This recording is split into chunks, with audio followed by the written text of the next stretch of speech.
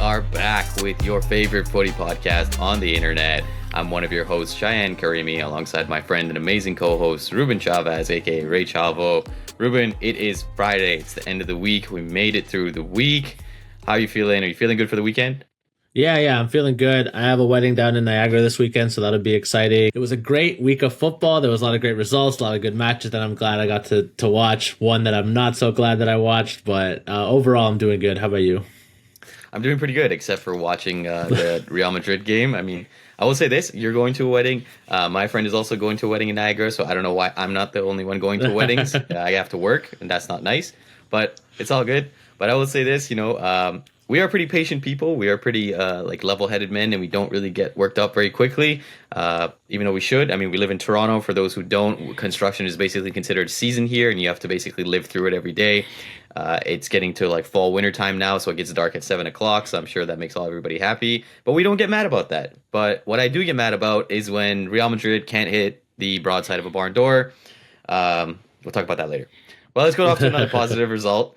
Aston Villa 1-0 against Bayern Munich. I want to preface this by saying that, for those who watch the podcast and for those who should watch the podcast, it's because, we try to be funny. We try to have a lot of fun here. We try to offer an analysis and get you thinking about stuff and get some banter involved.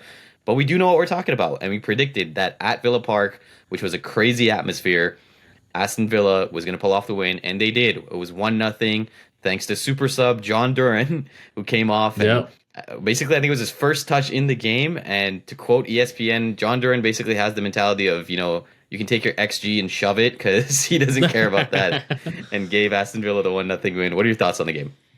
Yeah, we kind of nailed it. And that's why, I hope that the people that do watch share this and keep watching, because it is fun. Obviously, we always try to come at it as impartial as we can, but we have our biases, but we also know what we're talking about. And what really impressed me about Bayern, if you look at the match stats, Bayern had the majority of the possession. They had a lot of shots on target, and a very casual viewing of those could be well, they deserve to win the game or they were the better team. But I thought that Villa set up perfectly for the occasion. At first, it looked like it was going to be a bit rocky because, I was saying, Bayern really dominated the possession, especially early on, and Villa was having a tough time getting the ball off of them. But they sat deep in their defensive shell, played it very well. And Emi Martinez, not somebody that I like. I don't think he's a good person, and I don't think he's as great a goalkeeper as people want to believe that he is. But the way that you convinced me that you are the things that people say they are is nights like this. And he had a very good performance. He stopped a lot of shots, as we've talked about. They had 7 shots on target. So some of those were really good chances that he had to stop. And if a goalkeeper can save you a couple of those goals, massive. In a tie where you're at home, the atmosphere was there, the crowd was really into it. And something we didn't mention, this was a rematch of the Champions League final that Aston Villa won. They beat Bayern way back in the 80s. So some of the talk from the Bayern side that I was saying was well, we finally get a chance for revenge. We don't usually get to see Villa because they don't have the courage to make it to the Champions League. I saw one fan say, but they're back. And not only did they have the courage to make it back, but they had the courage to beat you again. I thought Villa played a really great game. They clearly took some notes from how Leverkusen played Bayern, frustrating them defensively. And that Bayern back line, very, very weak. And again, it's you said it in our last episode, Ollie Watkins might be one of the most underrated strikers in the Prem. I think he might be one of the most underrated strikers in the world. He was making Upamecano work. And Upamecano was very lucky not to get sent off, in my opinion. But then Duran comes on. He again, stats are for nerds, he says. I'm just going to bang this one in. And then they won the game. Bayern's offense left something to be desired, and ultimately Villa took their chances, and that's what it's all about. But yeah, I'd love to hear your perspective on it. I'll touch on a couple of things you mentioned there. I do agree with you. I think Emi Martinez is one of the most overrated keepers in the world. I think he is very good at penalties, and as a complete shithouse, I do love that about him, and him, just getting under players' skins. But I think he's just very, very overrated because he was just a guy at Arsenal, and then he came out and he was no, I'm a good keeper, and now everybody thinks he's one of the best in the world, which I really don't see. But credit to Aston Villa, absolutely, they played a great game and they finished with a great result. And another hot take that I might put out there: Unai Emery. He's become from being an Arsenal meme, all those notorious press conference, to I think a top seven, definitely top 10 manager in the world. Can he push for top five? What do you think? Yeah, I think you've nailed it. It seems a lot to say, but if you look at some of the managers that are out of work, obviously, so Klopp's not there, and then a lot of managers have skewed younger. So if you want to say, well, like Arteta is a better manager than him, I think there's an argument to be had there. Arteta's won 2 cups, and he's made Arsenal a perennial contender in the Prem for the league, but he still hasn't won it. I think Emery's achievements in Europe, and maybe it's because of the club that we support, but I do value that achievement in Europe so highly because it is a different level. Like the Premier League does have a lot of the best players because they have a lot of the money, and I understand that. And I think Premier League fans always use that as like a hammer to beat other leagues in the head. Like, well, we play the most like physical, fast brand of football. I'm like, okay, yeah, but that doesn't always work. And Villa Fair. didn't win by being more physical and more fast. They won by defending and playing structurally sound tactics. Like if Emery had just been like go out there and brutalize Bayern or try to use your like physicality to beat them 100%, I don't think it would have worked. But they stayed very within themselves. They played a shell. They played like an Italian team almost, just like really like allowing them to have the freedom of the ball. And Company had his team set up more like a Pep team. Like we're gonna dominate possession. We're gonna do these intricate passing schemes, and it didn't work because of how well drilled Villa are. So I think Emery, based off of what he's done in Europe across his career, and the fact that now Villa may be a historical club. I have a friend who's a die-hard Villa fan. He has a Villa tattoo, so he's like Wow. in it. So, but the change that I've seen in him from when, because I've never really had a Prem team that I'm like, that's my team. But the change that I've seen in him from when I was like, oh, maybe I'll be like a Villa fan as a joke. And he's like, no, you shouldn't do it. We're like awful. We're miserable. To like now, in the lead up to this game, he's like, we're going to beat Bayern. Like, I believe in my boys. Like, we're just going to, and then like talking mad shit to our friend Jacob, who is a Spurs fan. So he was like, Harry Kane's going to bag a hat trick or whatever. So it's like, you see what he's done to the club, and that's just like, and that's a person that at the end of the day, like he grew up supporting Villa, but now he lives here in Canada, so he's far away from that club. But still, he's feeling just the positivity, and I'm sure that if you're there in Birmingham, if you're there watching them live, it's a change from you go to the stadium and you expect to lose or you expect to be frustrated to like now we can go toe to toe with a European giant. So that's special. Absolutely. And to me, that earns you a consideration as one of the top 5 managers in the world, like 100%. Yeah, and Emery's done great, and he's definitely built the squad. When you look at the starting 11, there's great players out there. Emi Martinez, for even though we think he's overrated, he is a solid keeper. Diego Carlos, Pau Torres, Luca Dean, and then we talked about Watkins already, and Jalen Ramsey. Sorry, Jacob Ramsey. Jalen Ramsey plays in the NFL. But yeah, one thing for me that stuck out in this game on the Bayern side was, again, the defensive issues. And we spoke about that in the preview. I don't know why Company, and especially even last year when we saw this problem with Bayern, why did he start Kim Min-jae next to Upamecano? Kim Min-jae, ever since he's left Napoli, has basically lost the step. I don't know what's going on with him. I don't know if it's like a higher level of competition thing, the expectations of Bayern, if he's just not fitting into the system. And with Upamecano, he is a great, great young player, and he has been and was touted as that center back that everybody wanted from Leipzig. But it feels like every single game he has a mistake in him. And you said it, like Watkins had him on ice, and he's lucky that he didn't get sent off. And Manuel Neuer, he is one of the best keepers of all time, and he does start day in day out for Germany still, but he was caught off his line. He was really high up, and credit to John Duran, he with an absolute belter and just caught it over him. But I think Neuer was definitely out of position on that play, and if I was Company, I wouldn't be happy with him. Which I get it, you play a high line, and Neuer is definitely the epitome of a sweeper keeper, but you got to know when to push up, and I don't think that was the right time for them. But credit to Villa, because when you look at the stats, I mean, like, this is a classic, like, Pep coming out and saying, like, this is not football. The team did not come to play. The 2 shots on goal, 5 attempts versus 7 and 17 for Bayern. This is classic shithousery football. We love it.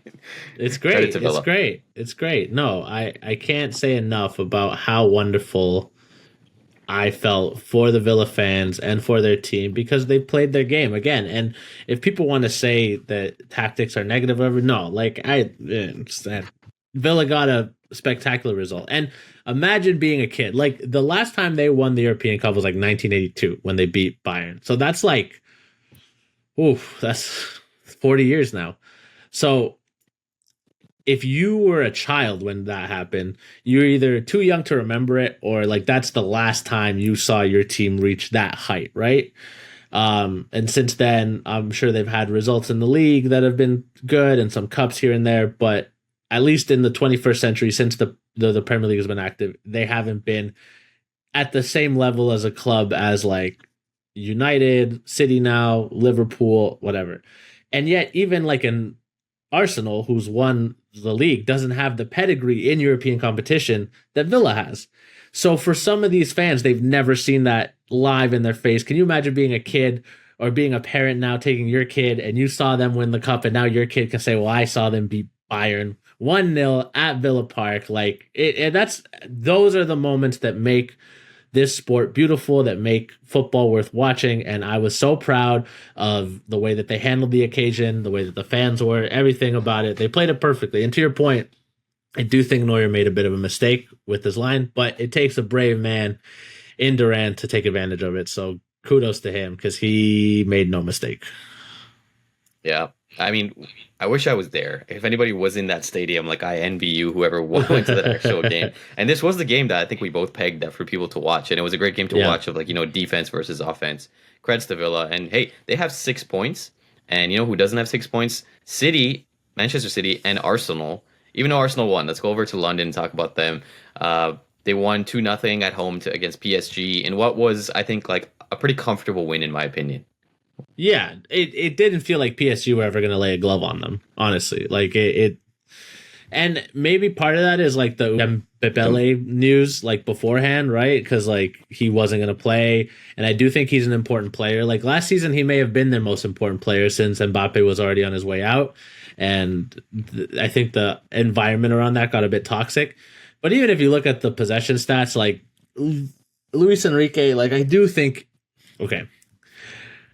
Taking away the Barca side of it all, I do think truly that Enrique is a solid coach. I would argue that he's even a better coach in Europe than Pep was because like Pep's triumph in Europe has been when he has squads that are stacked to the gills. And you can say that Enrique's squad that won it in 2015, which is the last time Barcelona won it, it's always good to remind them of that because they sometimes act like they've won it more times. But 2015, when they last won it, it still was like Neymar, Suarez, and Messi, and a star-studded lineup. But he was still dealing with an aging Iniesta, an aging Xavi. Like that team had lost it. Like when people think about peak Barca, they think about Pep's Barca, not just because of the style of the football that they played, but like the way the players were, their physical ability, and the way that they were playing on the pitch, right? But Enrique took a team that I would say was a little bit below that star and made them a threat in Europe, and they won. And despite some of the remontadas that happened to them, they were only in that position to get embarrassed because of how well they played, right? So it was a team that he was trying to maximize the most out of, despite diminishing returns from some of the pillars that had been there from before. All the compliments that I can give him aside, which some of those sound like backhanded compliments. I'm sorry, I'm doing the best that I can. Possession for possession's sake. If you look at the stats, 65% possessions, only 2 shots on target. They had 10 shots in total. Meanwhile, Arsenal, 6 shots, 5 were on target, and they only had 35% possession. So it's like, if your whole style is predicated on doing this thing, and that's where I think Dembele was missed. Because Dembele is still a creative player at his heart, and he's not like always going to do the same thing. He offers so many ways that he can play, to go on his right, to go on his left, to drop inside, all this stuff, right? When he doesn't have that on the pitch to unlock, this PSG team is really, really green, really naive, and don't have another creative player like that. Honestly, a game like today, why is Xavi Simons still on loan? You could have used Xavi Simons. Like he could have been there. So to me, it was like PSG could have had 80% of the ball. It wouldn't have mattered. Like Arsenal knew how they were going to play, and they were never going to waste their chances. For all the talk of not having like a striker, a number 9, Bukayo Saka is electric. Havertz can put away chances, and once they were up 2-0 in the first half, it felt like when a bully in a TV show just like sticks his hand out and keeps the kid at bay, and the kid's like running and punching. Like it was never gonna go anywhere. It was never gonna go anywhere. So for me, it was like, yeah, the game's done. Yeah, I think Arsenal took a very like low risk approach. Take and allow low risks, and just manage the game very very well, especially after they went up 2-0. But on credit to them, I'm reading right now that apparently they gave up 0 shots that were worth an XG of 0.01 or more. So like for all you stat nerds, that's a stat for you there. I believe someone did hit the post in the game. I can't remember exactly who it was. João Neves, sorry. Yeah, he did hit the post in the 60th minute, but that was like the closest chance that they had. I think like honestly the most dangerous that PSG looked was on the right side with Hakimi when he kind of blew past Calafiori a few times. And then I think Calafiori kind of like learned and started to tuck in more into that left side, kind of playing a little bit more inverted. You said, why is Xavi Simons still on loan? I think, why is Kolomuani not starting? Like, yeah, that's a fair. Why is there no striker? Lee Kang isn't really a striker. Barcola isn't a striker. Due isn't a striker. Like these players, it just looks like a toothless PSG. For me, like the team didn't really look threatening at any time. And when you look at this midfield, they went from a midfield with the likes of Marco Verratti in it, and Angel Di Maria at a time. And like Julian Draxler and these like fun young players who can control the games. And, now like Vitinha is a good player, but he's not that guy really. And yeah, same with like João Neves and Zaire Emery. They're good players, but they don't really control games. And another thing for me is one player who kind of like, I'm not sure where to rate him. He's always been a conundrum for me. Marquinhos. Okay. Yeah. Yeah. What's is he really one of the best center backs in the world? Did he ever fill his potential? I don't know. Like, no, I'm not sure. As someone who follows the Brazil national team closely, check out the flag. Yeah, he never really convinced me to be like a top player. Like he's had top players beside him, but like I think anyone can look good when you have like Thiago Silva beside you and like Ramos beside you, and even the diminished version of Ramos was still like could do a job for PSG, right? And then now in the Brazil national team, like the best center back they have is Militao. Like I don't think he's ever been the kind of center back they're like, okay, like we hang our hat on him. He's our like leader. We don't need an upgrade. He's just a solid guy. He kind of has. This is gonna sound like a dig. I really don't mean it to be. But he has a little bit of the Rafael Varane about him, where it's like sometimes he can look really good, sometimes he can look really bad. At times, I feel like he looks a bit disinterested. Ultimately, I think Varane was a much more talented center back that just didn't want it enough. I think Marquinhos wants it plenty, but just doesn't have the talent. Like, you know what I mean? Like, and it's like a tale of two halves. But yeah, he's never convinced me. I'll say that. That's what my dad will always say about a player that he doesn't like. He's never convinced me. I'm like, okay, yeah, I get what you're saying. So that might be a hot take, me. But yeah, Varane over Marquinhos, that might be a hot take. Let us know what you think in the comments. Oh, for sure. Another player on the PSG side I want to focus on, who again he's weird. I don't get it. Donnarumma, he's huge. Oh, he's like a giant. And yet he's so good at sprawling and getting down and making saves when it's like a 1v1 or something like that. Like you think like, oh, it's a 1v1, like he's cooked. And he gets down so quickly and you're like, wow. And he's really good shot stopper. But why is he so bad at coming out on corners? Like you usually think a keeper like that, like I was listening to post-match analysis and they were like, yeah, a keeper of that size, you think as like a center back of the other opposing team or a striker, you're like, damn, he's going to take my head off and the ball. But like he doesn't really. No. And like players like Kai Havertz like took advantage of that. So I don't know. Like it's odd to me that he doesn't really like go out as well as I think someone who of his size should and caliber. I remember when he made the transfer to PSG, there were people on the Milan side, like club legends and maybe like fans and stuff, kind of being like, this is the wrong move for his career. And I think a lot of people kind of thought that was sour grapes because Milan are still kind of exiting a time of financial crisis where they couldn't afford to buy and pay players to a certain level. So they're like, well, Donnarumma It wants more money. And as much as people can be down about the PSG project, at the time, I think he came over in the same window that like Messi ended up coming over like shortly after, and they had Navas still there. There was like a big Galacticos kind of thing where they had a lot of flashy players that they signed on, and they still had like some really top name players there. But he's regressed as a you know what? Okay, that's not even what I'm going to say. The same thing I thought about him is what I think about Emi Martinez. It's great to look good for your national team because that's important. He basically made his entire career off of the Euros penalty.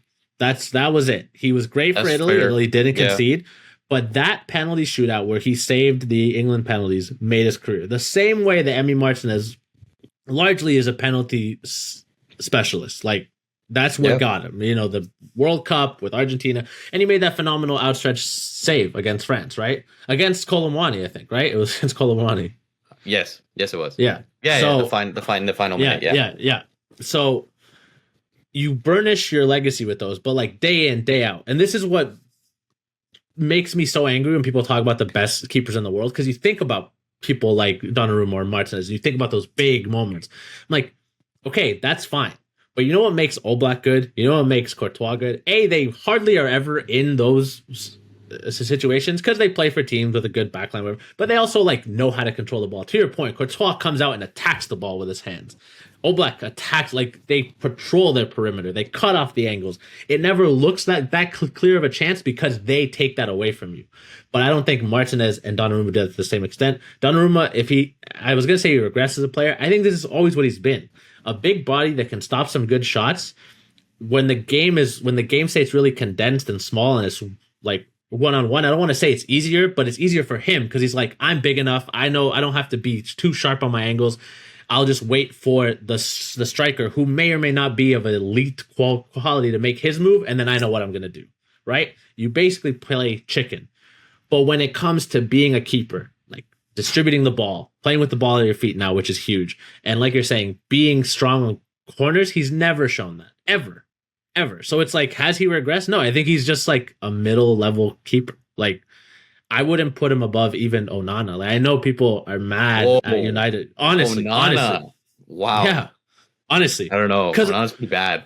He is, but he's bad as a shot stopper. He can do everything else well as a keeper, just the shot stopper. Yeah. And if someone wants to be in the comments like that's the important part of goalkeeping, I don't disagree with you. I think like playing at your feet's a little overrated. But like my point being that I don't think he's even in the 10 best keepers in the world, and he's paid as if he is. You know what I mean? And that's crazy to me. Yeah, I definitely don't see him as like top 3. I don't see him as top 5. I can hear an argument for top 10, but like I definitely can think of like probably 8 players who I'd have ahead of him. I think that comes up to me with Donnarumma is like, I like to use this analogy a lot in sports. The random good performances you have don't define you as your player. It's what your average is. So if your average is consistently great, then you are considered a great player. If it's bad, you're bad. Same thing. Donnarumma has had random performances, just like you said, sometimes in the Champions League with PSG, sometimes with Milan, and especially with Italy, the Italian national team, that he was like, oh my God, and made penalty saves and is a great shot stopper and all that. But when you look at him consistently, is he really that good, or is he just kind of like an average or slightly above average goalkeeper? I think it's the latter. But yeah, PSG overall just didn't really have anything going in this game. Arsenal basically bossed the whole thing, and they definitely look like a good pick that you made as someone to make it to the final. Yeah, they're making me look smart. Yeah. Where do you want to go from here? Do you want to go over to Lille Real, or do you want to touch on a different team right now? No, I think we'll do our Lille Real thing because we have to. But in the aspect of balance, because I know if there's any Barcelona fans or Barcelona sympathizers, they'll say, well, you don't talk about us when we do good things. They looked very good. They beat Young Boys 5-0, the same way that Aston Villa like ran over Young Boys. Young Boys are not a very good team. Congrats though, Barcelona, you won. And that's what matters at the end. Another result that I think was worth mentioning real quick, Benfica beat Atletico 4-0.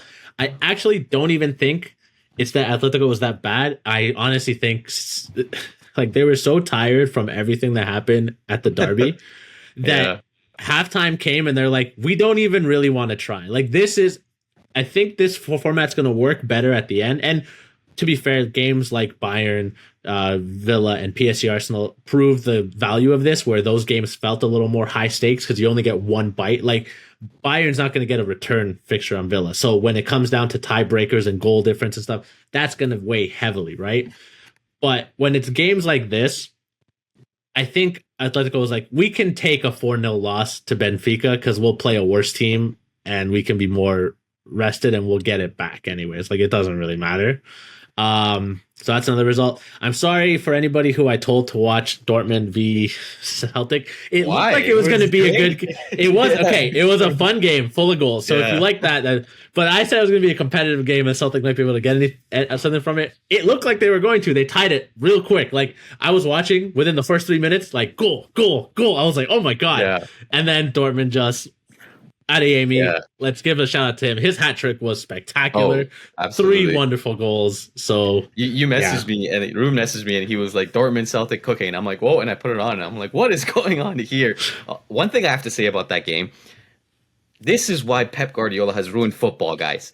Brendan Rodgers, you don't have to pass the ball out from the back. If it's not working, it's okay to find an outlet. Kick it out.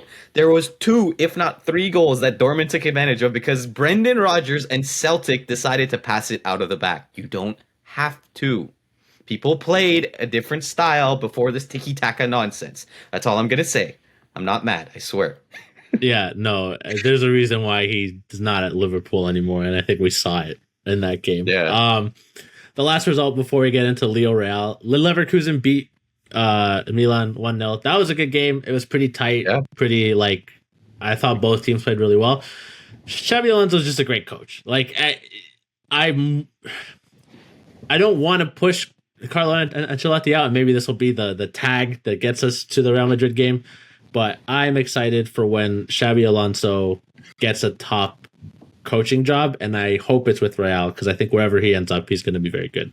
But you can say what you want about that game, and then you can lead us into the Lille Real, because I think you have a lot to say about that game. A little bit. I'll be nice, I promise. I think Bayer Leverkusen just deserved it more, and they just wanted it more. They played the ball better around. They controlled the possession. They just had more shots on target. Their XG was definitely so much higher, and Victor Boniface just put in a great finish. And he is a young up-and-coming striker, and he did well last season for Leverkusen. And just like you said, credit to Xabi Alonso. Yes, Leverkusen is not undefeated, but they should still be watched. And I think they're a great young team that can definitely do a lot in the Champions League. Let's go over to closer at home, because we are Real Madrid fans. If you don't want to hear about Real Madrid, maybe just fast forward a little bit in the video. But they lost in a game that I think they should have won. And I will say this, I will borrow an analogy from Toronto Maple Leafs fans who probably love to hear this. They got goalied a bit, and that's fair. It does happen sometimes. Chevalier, I think his name was, he made a lot of great saves, and a lot of saves that I was just like, damn, I mean, he's having his night, and there's nothing they can do about it. But there was a lot of chances that I felt as though that Real definitely should have finished. And when you look at the game, again, it really concerns me how much they miss Toni Kroos. Because in my opinion, they did not look really threatening. They weren't able to put passes together at all until a 39-year-old Luka Modric comes on the field. Somebody either needs to step up and change their play. And I'm looking at Fede Valverde, I'm looking at Jude Bellingham, I'm looking at Camavinga, I'm looking at Tchouaméni. And I'm not expecting them to be Toni Kroos, but I'm expecting them to kind of take the role and say, okay, maybe I need to step back a little bit. Maybe I'm not going to have so many offensive chances. Maybe I'm going to have to play deeper a little bit, but I'm going to be the one who kind of controls the possession and plays the right passes and is in the right place at the right time. That Toni Kroos and Luka Modric, when they were in the prime, always were. I think they can do it. I don't think Real needs to step into the checkbook again and buy someone like, I don't know, like Florian Wirtz, who can basically do that role and has been linked with Real a little bit, especially when Leverkusen was doing really well last season. But I'm really concerned about that. And it does show up, and I understand Real does rely on individual moments and special players, and it does work. Another thing for me is that when Mbappe came on, what did he offer? This was a bad game, in my opinion, for Mbappe. And there was a moment in the game where he basically goes onto the left side and he basically just gives the ball away. Lille go on a counterattack. I can't remember the name of the player, but he was having tons of chances, and and they almost score. It goes just wide, and Mbappe is just like, okay, well, like doesn't even track back. Kylian, you can't do that. Real is better than that. Kylian Mbappe is better than that. That was not a good game for me from Mbappe and from the Real side in general. I will give them a bit of, like, cut them some slack. They did get goalied a bit because Chevalier, again, made a lot of crazy saves. But there was a lot there. It was the lack of Toni Kroos. It was Mbappe making bad decisions and not looking really threatening. And he's young, and I won't go hard on him at all, but Endrick really showed his age. And I think there was one chance that he should have put away and one chance that he should have passed off, and it would have been much more threatening. I'll let you go now. No, I think you nailed it. Obviously, like, I guess I'm trying to be as patient as I can. And you mentioned off the top, we try to be patient people. This result does frustrate me. I think it was easier to swallow once you realize that Chevalier was just having a game that happens to players sometimes where they're just on it and they just cannot be beat. They were playing at home. You see one save happen, you see another save happen. It shakes the confidence of the attacking team. It galvanizes that team. The things that depressed me, yeah, Lille were pressing very well, very physical, and Madrid kind of wilted. Part of that, I think, is just fixture conjunction, but it's not going to get any easier. I definitely think that the Madrid derby took a lot out of them in terms of their emotional state, which again sucks, and it's not an excuse. Nothing what I'm saying is an excuse that excuses losing or that makes me happy about it, but it's just like I'm looking for all the reasons. I agree with you, and this is like, I think this game is instructive for the people that, because I'm in a group chat with the Toronto Pena, and they're always like, well, Endrick should start because Mbappe isn't scoring, or maybe Goulet should start. Like, I thought Goulet played fine when he was on, and maybe he would play better if he got the run right from the start. I do think eventually Ancelotti's going to have to start rotating. Like, you cannot play the same 11, and that goes for everybody. It like Vinicius deserves some rest on his legs. Mbappe, he didn't offer much. Part of that, I think, is the injury, but another part of it is like, yeah, he's got to change his mentality. A clip has gone semi-viral, I think partly because of Real Madrid fans like sharing it, but it's from last season. I don't know if you've seen it, but it's Luis Enrique like one-on-one with Mbappe. They're breaking down film. Like, you can see the game film behind them. And Enrique is literally just, and I'm giving him his flowers again, I'm so nice. He's talking to Mbappe and he's like, I read that you like Michael Jordan. Okay, well, Michael Jordan wouldn't let his teammates get away with any bullshit. He would grab them by the nuts, basically, and be like, this is what you gotta fucking do. And he would also do it by doing it himself. If he wasn't scoring, he would defend. He's like, I know you're a great attacker. He's like, you're one of the best attackers on the planet. You're one of the best attackers in the history of football. You're a god. I get that. But on the days where it's not working for you, defend. I want you to become the best defender on the planet. Because if you do it, then Barcola will do it, then this guy will do it, then all these players around you will be like, well, if he's doing it, I have to do it. And then we become a pressing machine. Ancelotti's a great manager. I love Ancelotti. And I don't want anybody to take what I'm about to say as a negative thing, because I think that ultimately we don't win anything that we've won without the type of manager Ancelotti is. For all Absolutely. The times that Madrid fans lose their head, when we lose to Atletico twice last season, when in his first season back, we weren't like right out the gate, like all the stuff that sometimes people can be too knee-jerk.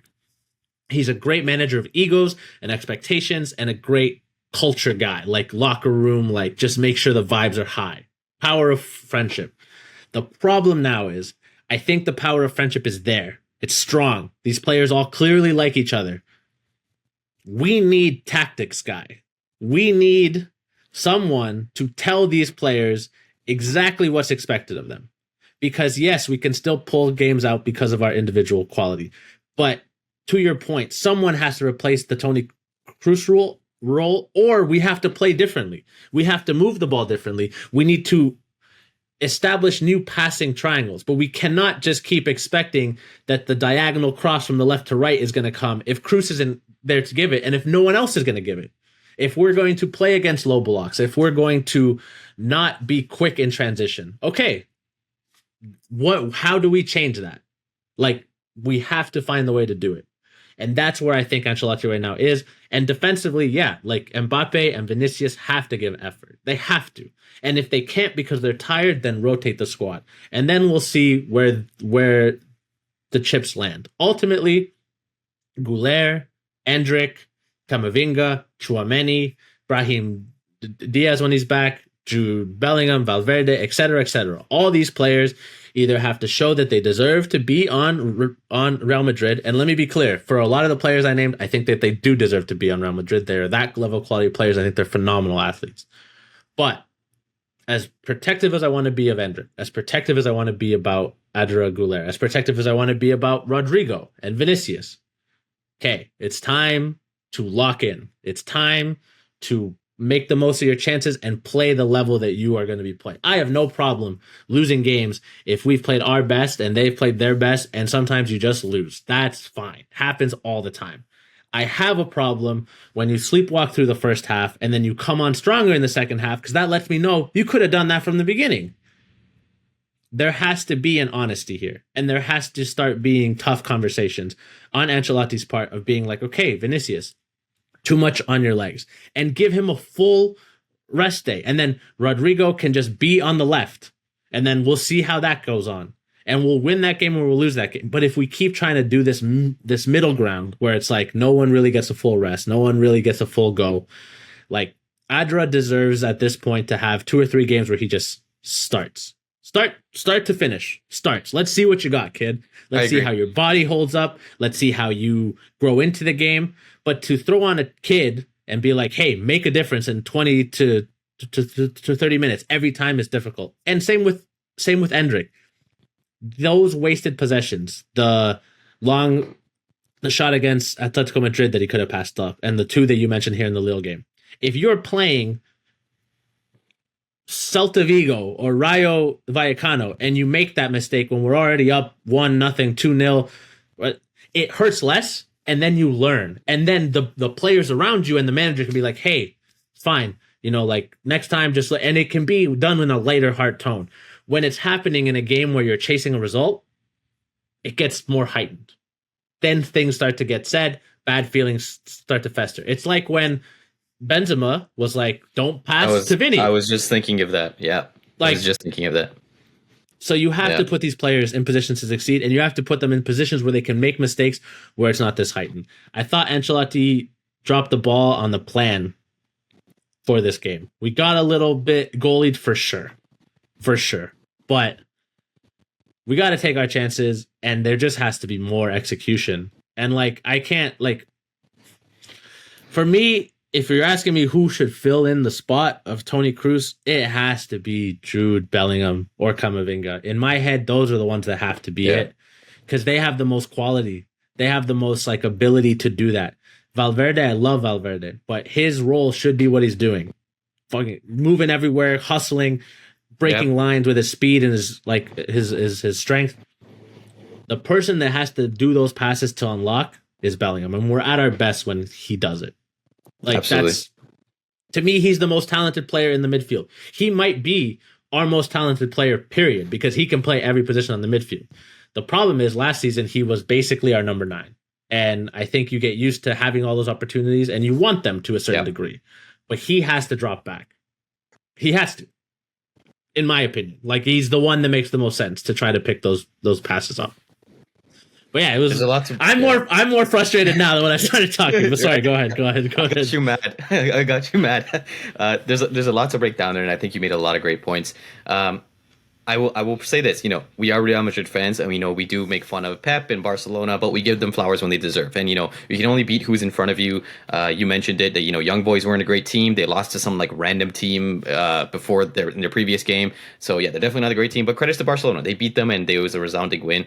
And we will be critical on Real Madrid when it is necessary, because as fans and as Real Madrid himself, the whole ethos of the club, it is high standards. The expectation is to win, and to win well, and, show good performances even if you lose, and be proud of yourself.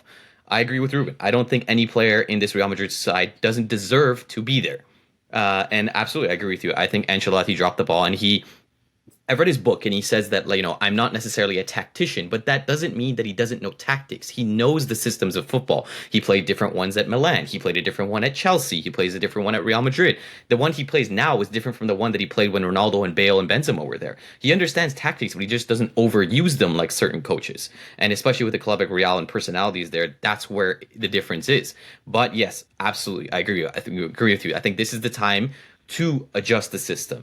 Because just like you said, the Toni Kroos isn't there on the left side. Luka Modric is 39 years old. He can maybe give you 30, 40 minutes at best. So we need to either find a different style of play or find a different system. And when you look at Mbappe's stats, even though it might sound like I'm hard on him, he has 7 goals in 9 games, something like that. 3 of those are penalties, which it's fine. They still count as goals. Pen Mbappe. Pen Mbappe. Yeah, but there needs to be more consistent open play. And I was watching like Sky Sports Saturday Social, and they were rating the top strikers in the world, and they had a Real Madrid fan on, and he rated Mbappe as 8th right now, currently in the world. And his logic was that I don't think he's doing the best that he can, and I think that I'm paraphrasing what he's saying, and I think that Ancelotti hasn't found the right system, and it needs to gel more, and he needs to like tweak things. And I absolutely agree with that.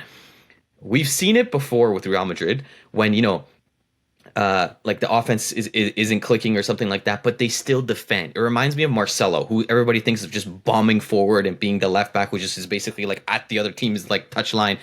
There was a clip against Bayern or something in the Champions League where he makes a slide tackle and blocks the cross, and he starts pounding his chest like Tarzan. Real defends. They know the importance of defending. They know the value of, tracking back and your offensive players coming back and trapping back. And again, Mbappe, if you're going to stick onto the left side, which again, that needs to stop. Ancelotti needs to figure something out. A conversation needs to be had with Rodrigo, with Vinny, with Mbappe, whoever's there, that, somebody needs to, this year you're going to be your left side, and everybody else, we can drift there, here and there, but we can't just overload the entire left side the entire game. You can't give the ball away like that and just stand on the left side and offer no threat at all. I will say this. I don't care who starts.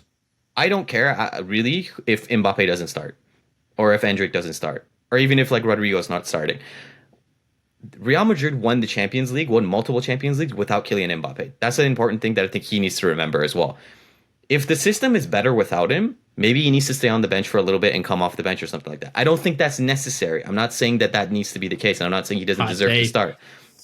But they've won without him. So he's coming into the team, and he needs to show himself that I'm not going to hinder you. I'm going to make you better. And just like you said with Enrique, that, the reason that I think that Michael Jordan is better than LeBron is because he's always been a better defender. He never let anybody get away with anything. And if you're one of the leaders of the locker room and you're supposed to be, he has to set a better example. And again, I think Arda Güler should start. Because when he came on in that 20-something 30 minutes, I think he, alongside Luka Modric, was offering the most passing potency, linking up play the best. Just try a different system. Let's try something else. Let's try a different diamond. Let's try a different shape or anything like that. And my last point in regards to when you were saying about who can fit the role, I think it's just Jude Bellingham. I love Camavinga, but I don't necessarily think he has the passing quality. Maybe you can prove me wrong. That's just my opinion. I don't think he's necessarily been known as one of the most elite passers ever in his career, and that was one of the things he came up as. I think he's a bit of a box-to-box midfielder. That's what I think his best role is. Jude Bellingham has done it, especially for Dortmund, and I think a conversation needs to be had with him as Ancelotti and say, hey, listen, kid, last season we need you as your number 9. We know you love bagging goals in. We know you love bombing forward. We think it's better if you be our talisman now in the midfield. Hopefully it works. Yeah, I think conversations have to be had. I do want to say one thing. I agree with everything you said. To me, it's like the only players on this team that I would say have earned their spot to be like, you're in the starting 11 if you're healthy, no questions asked. Vinicius Jr., about to be a Ballon d'Or winner, hopefully, and has scored in every Champions League final that he's played in. He's a big game player, and despite what people like to say about his attitude at times, he's an elite player. He's the best left winger in the world, in my opinion. Bellingham, for what we just said, he is the talisman in the midfield. I think he's the most talented player we have in the midfield. He might be the most talented player we have, period, full stop. Federico Valverde, who is basically the reincarnation of Sergio Ramos. He bleeds for Madrid. He's a dog. He's got that dog in him, and he plays with his heart. I would never want him to be on the bench unless he's tired or injured and needs a spell, sure. But if he's fit, if he can go, because he's our engine, and I love him like dearly. I'm not gonna touch the defense because right now it's like Rudiger and Mendy have to start, but like I also think that they deserve that. But in the attack, Rodrigo, he has to earn it. Mbappe, he has to earn it. Chouameni, I think, has been good, and he's certainly improved his performance. But even I don't think his midfield position should be locked on if the formation has to change. If you need to play Bellingham as like deeper with Camavinga and put Valverde or whatever, however you want to tweak everything. But the one thing I do agree with is Adrien should start. I'm finally there. I wasn't there like a while ago. I did preach for some, but I don't even think Adrien should start in replace of Rodrigo. I think Rodrigo could play through the middle and Adrien could just start and sit Mbappe. Mbappe's clearly hurt. Like, he's clearly hurt. He was out with a thigh issue at the Madrid derby, and he came on and offered like nothing. So start Adra. Like, to me, it's like, start him. You've played Rodrigo as a number 9 before. Give him a chance. Why not? Or just go back to the old diamond, like something. But yeah, it's frustrating. It's frustrating. Yeah. I will say this to wrap up one day, because we're at 46 minutes and we want to just talk about the Premier League a little bit. I was talking to some of the Brazilian guys I work with, and they were like, Real Madrid lost? I'm like, yeah. He's like, to who? I'm like, Lille. And then I'm like, shout out Jonathan David, by the way, best striker on the pitch, Canadian legend. And then we looked at the highlights together. Sign him in January. But just to make ourselves and all Real Madrid fans feel better, one of my coworkers, he was like, it's fine. He's like, they always start slow and they'll lose, and you're going to win the Champions League again. So, maybe to be fair, I did see a picture. The last time Madrid lost in like match day 2 or whatever, this round of the Champions League was against Sheriff. We lost 2-1 and we won the Champions League that year. So maybe it's a sign. And we had a French number 9 at the time too. So it's all lining up. Yeah. But the Illuminati anyway, it's like we have high expectations, but we try to be as fair as possible. Let's go over to the Premier League quickly because we don't have a lot of time left. Just to go to some quick previews, we'll just touch on a couple of the big games. Aston Villa, Man United. Aston Villa on a high, huge high. Man United just scraping a tie thanks to Harry Maguire of all people against Porto in the UEFA Europa League. Again, I'm going to say it. If he loses, I don't think he makes it till the end of October. The only reason I think he might push it is because I was listening to this, and the board has basically come out and they've said that we are backing Ten Hag and we are backing him like financially and whatever. So I think if they fire him so quickly, it might look bad on their end. But if he loses, I think something might happen. I don't know. What do you think of that game? Man, well, first of all, yeah, we have to move quick, so I'm not gonna go on a whole diatribe. But like, I watched the Porto United game, and Porto started off so expressive and putting pressure on United. I was like, oh, it's gonna be a long night. And then Rashford got a goal, like almost out of nowhere, like on the counter. Yeah. It looked really good. And then United grew into the game, and then they got another goal, and I was like, oh, this might be over. Like, United is. But Porto was still, and then Porto got a goal. Then they got another goal. They got a third goal. I was like, oh my God, they're not losing like this, are they? Like, truly, they're not losing like this. And Bruno got sent off again. And I was like, oh, you got to stop losing your head. God. And then all this happens. They're down, chasing a result, and they bring on Harry Maguire. And I couldn't even believe what I was seeing. And then he heads it in. And I was like, I watched the replay and I couldn't believe it. I was like, this is an insane game.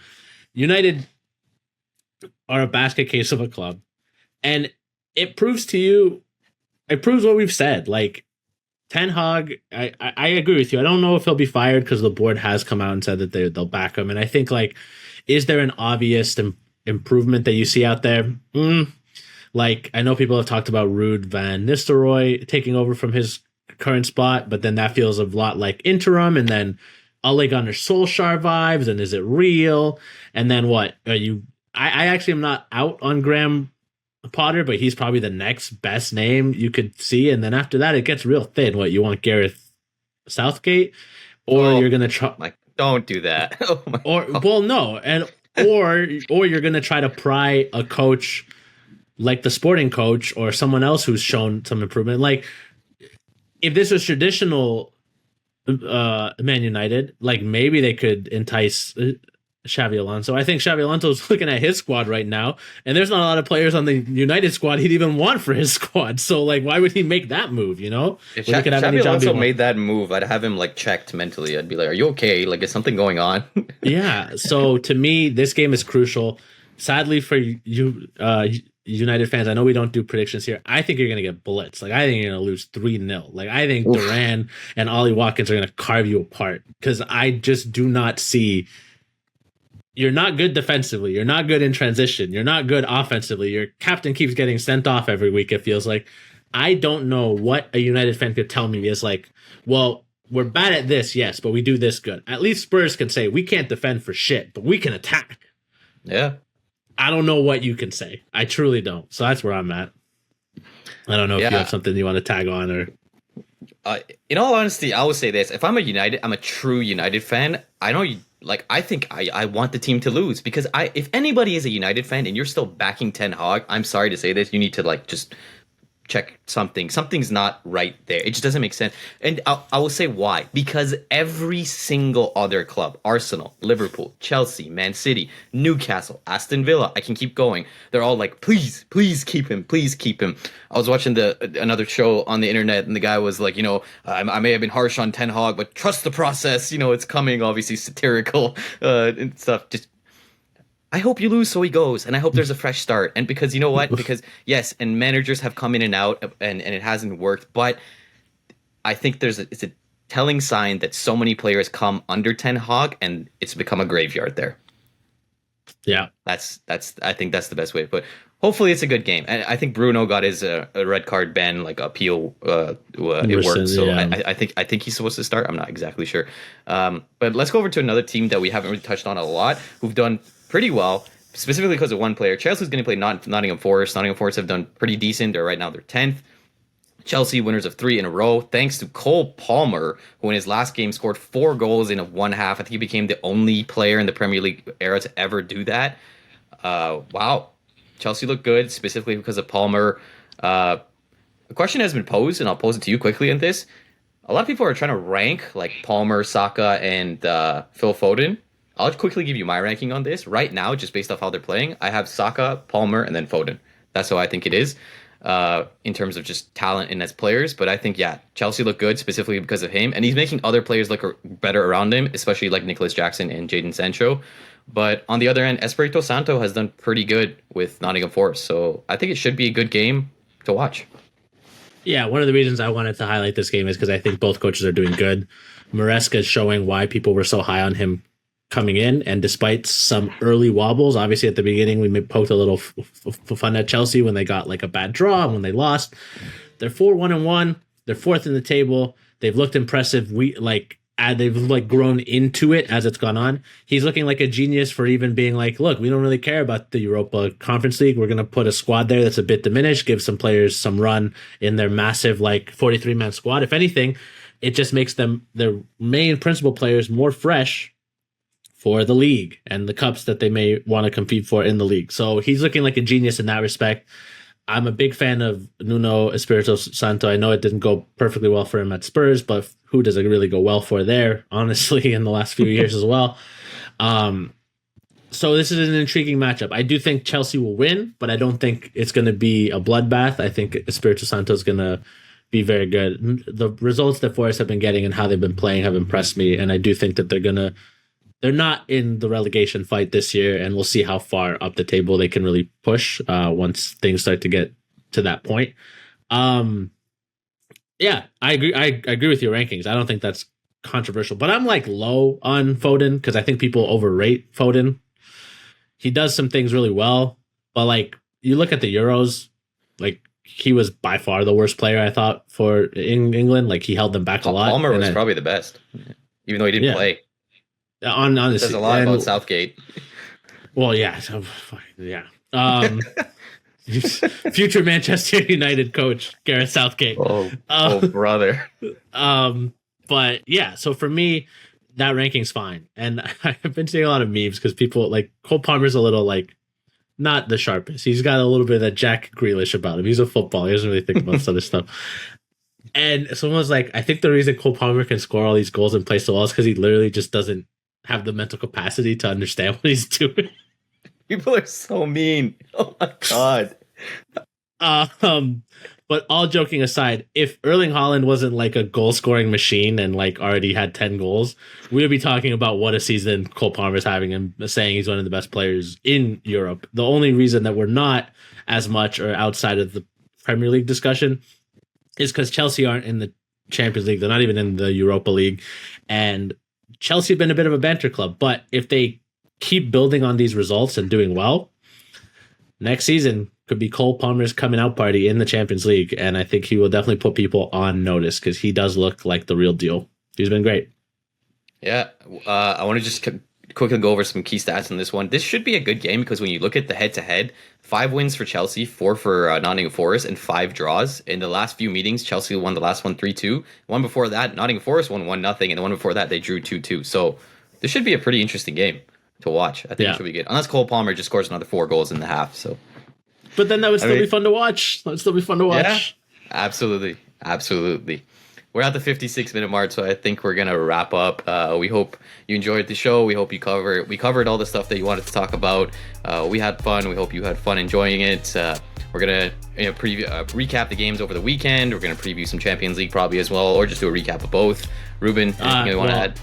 I was gonna say actually next week is International Week, so we're not gonna even have like never mind. I'm wrong. Premier League or Champions League. So we'll definitely recap the Premier League games. We might do like an advanced preview on the Champions League games. But if anything, next week might be a good week to split the videos up. We'll just do one for the Premier League, one for the Champions League. But that's something that me and Shayan will obviously talk about, and you guys will just hit the feed. But we're excited to keep making the content, keep engaging, like and subscribe, all that stuff. Also, Fulham's going to beat Manchester City because Pep's a bald fraud. I think that's the best way to sign off from there. Cheers, friends. Thanks for watching. We'll see you on the next one.